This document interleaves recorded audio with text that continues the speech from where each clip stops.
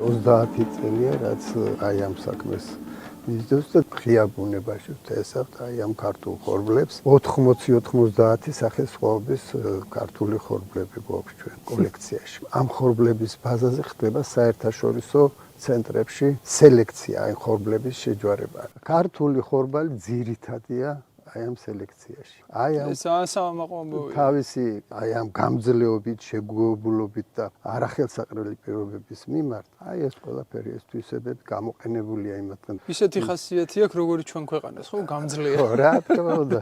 8000 წლის წინანდელ გათხრებში ნაპოვნია ის წინარე მცენარე თაუში, ეს არის ეგილობს თაუში, ამის წინაპარი მცენარე და ასევე ზანდური. მათი შეჯვარების შედეგად წარმოიშვა რბილი ხორბალი. რომელიც უკვე დღეს სოფლიოში კაცობრიობა რასაც მიითმევს, ეს არის რბილი ხორბალი. შეგვიძლია თამამად ვთქვათ, რომ პური არის ქართული მიწისა და ქართული კლიმატის აი პირმშურა. და ასევე ჩვენი წინაპარი ყრიანი მიწათმოქმედების აი ეს ხალხური სელექციის შედეგად მიღებული ჯიშები, დოლის პური, ასლები, დიკა, მახა, ესენი სულ ყველაფერი ამათი სახესხვაობები ბევრი მიღებულია ამ ხალხური სელექციით.